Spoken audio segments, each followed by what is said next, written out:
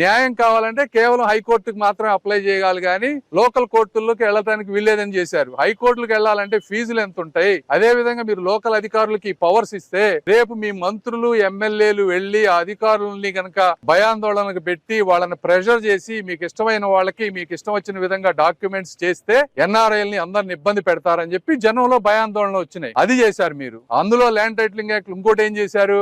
Original డాక్యుమెంట్లన్నీ government దగ్గర మీ దగ్గర పెట్టుకుంటామని చెప్పారు. మీకు కేవలం జిరాక్స్ కాపీలు ఇస్తారని చెప్పారు. ఒరిజినల్ డాక్యుమెంట్లన్నీ మీరు ఎక్కడో పెట్టుకొని ఆ సర్వర్ లో వాటిలో అంతా మ్యానిపులేట్ చేస్తే పేదవాడు పోయి ఎక్కడ పోయి మాట్లాడుకోవాలి? ఇప్పుడంటే ఒరిజినల్ డాక్యుమెంట్లు ఉంటే వాడికి ఒక బలమైన ఇది ఉంటుంది, అది తీసేశారు. ఈ విధంగా మీరు అన్ని చేశారు కాబట్టి పబ్లిక్ లో వ్యతిరేకత వచ్చింది. అంతేగాని సర్వేకి రీసర్వేకి సంబంధించిన విషయం కాదు ఇది. సర్వే రీసర్వే అనేది గవర్నమెంట్ ఇన్సెంటివ్ ప్రోగ్రామ్. అది కూడా మీరు పూర్తిగా చేయలేదు. మేము గ్రామ సభలు పెట్టి 2,79,000 గ్రీవెన్సెస్ క్లియర్ చేస్తే అప్పుడు మేము సెంట్రల్ గవర్నమెంట్ దగ్గర నుంచి 500 కోట్ల రూపాయలు ఇన్సెంటివ్ తెచ్చుకున్నాం. ఇందులో క్రెడిట్ చోరీ అనేది ఏమీ లేదు. మీ అసమర్థత, మీ నార్సిజం, మీ బొమ్మ ఉండాలనేటువంటి ఒక నార్సిస్టిక్ మెంటాలిటీతో మీరు చేస్తే ప్రజలు మీకు విధమైన తీర్పు ఇచ్చారు. ఇది వాస్తవం.